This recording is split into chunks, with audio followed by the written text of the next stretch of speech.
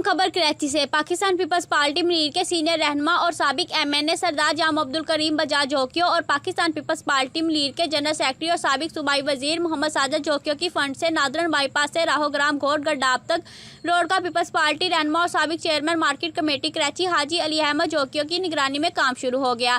इस मौका पर पाकिस्तान पीपल्स पार्टी मीर के सीनियर रहनुमा और साबिक chairman market committee Karachi Haji Ali Ahmad जोकियो ने मीडिया से गुफ्तगू करते हुए कहा कि साबिक एमएनए सरदार जाम अब्दुल करीम जोकियो और साबिक सूबाई वजीर मोहम्मद साजिद जोकियो ने अपने खसूसी फंड से नादरन बाईपास राहोग्राम घोट तक रोड दिया है, जिसका काम तेजी से जारी है। इस रोड से 400 से ज्यादा घोट मुस्तफिद होंगे। उन्होंने मजीद कहा कि पीपल्स पार्टी ने हमेशा आवाम की खिदमत की है और पीपल्स पार्टी का मंशूर गरीब आवाम को तरक्की और खुशहाली देना है। हमायती न्यूज़ से अहमदीन हमायती की रिपोर्ट। मजीद खबरों के लिए देखते रहें हमायती न्यूज़ HD।